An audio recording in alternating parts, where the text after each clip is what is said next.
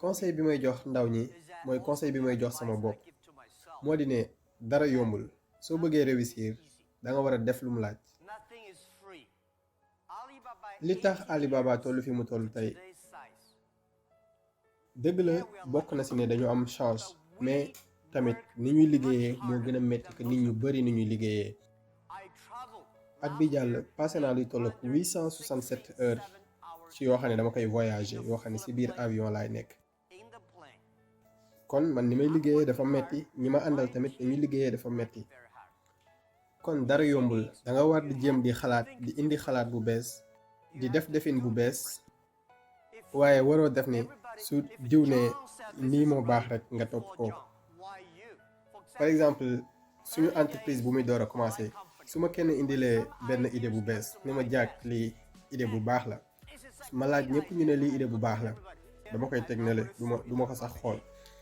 waaye su ma laajtee am ñu ne idée bu baaxul la am ñu si d'accordul si laay doog a intéressé aussi idée boobu ndax man dama bëgg ñuy xalaatin wu bees xalaatin wu wuute. loolu mooy tax ba doo yem ak kenn loolu mooy tax tamit nga wuute ak ñeneen ñi.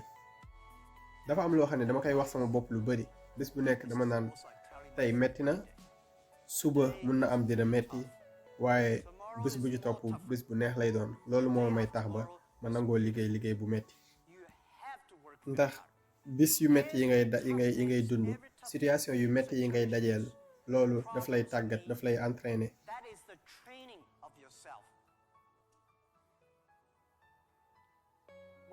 bis boo jotee say lijaasa bis boo jotee sa diplôme sa école xamal ni sa jàng moo ngi door a tàmbali.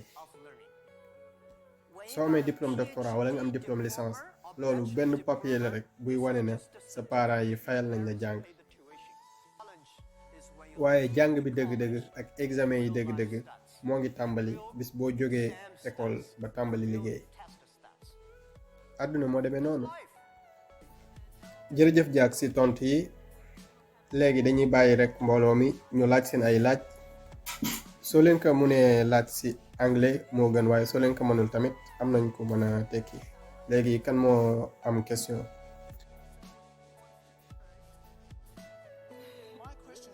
sama laaj mooy jamono bi nga xam ne marché bi dafa compétitif ndax metti na ci yow nga am fit nga am confiance ci sa bopp ak tamit ci sa avenir. marché bi mësul yomb def business mësul yomb nit ñi dañ naan def business dafa gën a jafe waaye déedéet demewul noonu def business dafa mas a metti te day wéy di metti waaye pour am sa confiance pour am sa confiance ci sa bopp li ci gën a gaaw moo di nga wut équipe bu baax wutal nit ñoo xam ni ñoo bokk ak yow ay gis-gis nga liggéey ak ñoom. sooy def business bul déglu kenn ñaar rek nga war a déglu na nga déglu say client su nekkente ne ñoom kontaan nañ sa xel mun na dal. na nga déglu tamit ñi ngay liggéeyal su nekkente ne am nañ confiance sa xel mun na dal. bul déglu ci ay ñoom avocat ak ay yooyu noonu.